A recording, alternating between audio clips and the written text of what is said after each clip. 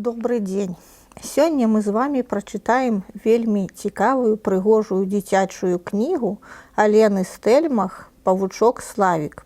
Гэтая кніга раскажа нам пра тое, што трэба берагчы і шанаваць усё жывое, родную прыроду, нават тыя істоты, якія на першы погляд нам здаюцца непрыгожымі, брыдкімі, яны таксама патрабуюць нашай дапамогі і нашай абароны. Итак, павучок Славік. У пакойчыку сястрычак Мілы і Машы пасяліўся павучок Славік. Ён вельмі упадабаў месце і каля акна за фіранкай. Там было светла і утульна.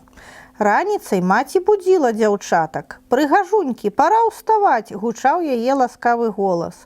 І запальвалася святло.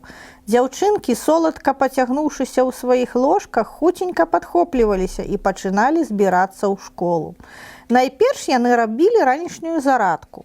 Павучок назіраў з-за фіранкі, як яны выконвалі практыкаванні. Ён таксама спрабаваў разводзіць у шыркі лапкі, але так, як у дзяўчатак, у яго не атрымлівалася.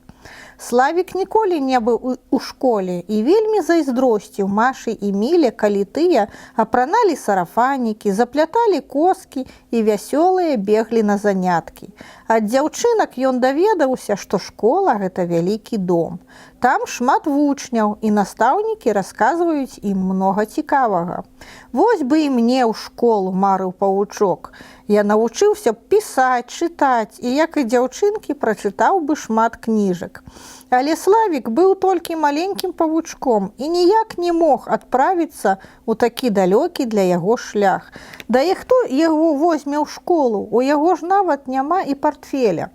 Каб не сумаваць, Славік заплёў куточак акенца павуцінкай.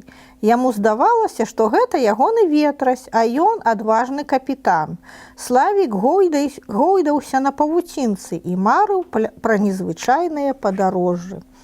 На падваконніку ў прыгожай вазоніцы жыў кактус. Дзяўчынкі называлі яго містер Сэм.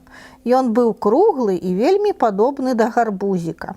Каб пацешыць Славіка, кактус часта расказваў яму розныя гісторыі. Наслухаўшыся гісторый, Славік смялеў і выбіраўся з-за фіранкі. Але калі званілі ў дзверы, ён тут жа хаваўся назад. Першай вярталася са школы Маша. У другім класе урокаў менш, чым у чацвёртым, у якім вучылася Міла. Маша дома цярпліва чакала сястру. Удзвюх ім было яўна весялей. Славік з захапленнем слухаў, як дзяўчаткі наперабой расказвалі пра свае школьныя клопаты. Павучок ведаў нават дзявочыя сакрэты. Міле падабаўся Косцік, хлопчык з паралельнага класа, а Машы прыслаў запіску аднакласнік Мікіта. Што ён пісаў, павучок даведацца не змог, бо дзяўчынкі чыталі запіску шэптам, а пасля доўга хіхікалі. Славік час ад часу глядзеў у акно. Навокал было вельмі прыгожа, пакуль не задажджыла.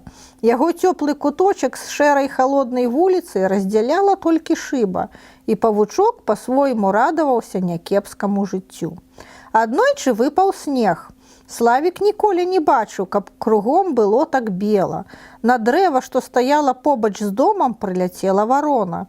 Пад цяжарам птушкі галінка здрыганулася, і з яе пасыпаліся лёгкія пушынкі. Які цуд вырвалася ў зачараванага відовішчам Славіка.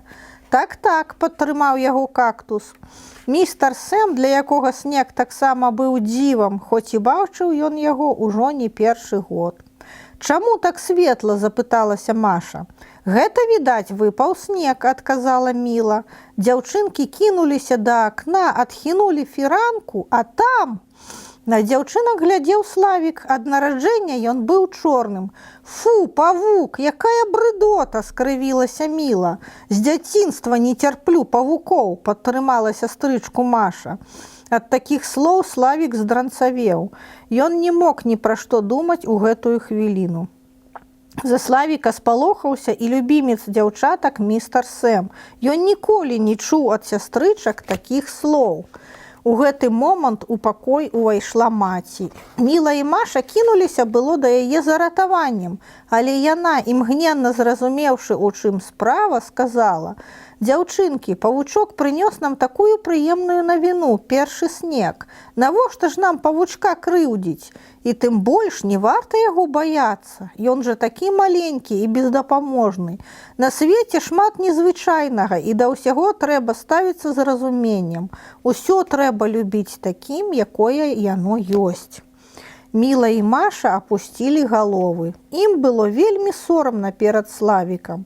А ён і сапраўды вельмі мілы, прамовіла Міла, падышоўшы бліжэй да акна і разглядаючы павучка. Не дадзім цябе ў крыўду нікому, расчулілася Маша і прапанавала. Давай сябраваць. Славік у знак згоды паварушыў лапкай. Гэта была кніга Алены Стэльмах «Павучок Славік». Выдатны дзіцячы твор пра тое, што прыроду, істоты, нават брыдкія і непрыгожыя, трэба любіць, бачыць іх карысць і ніколі не крыўдзіць.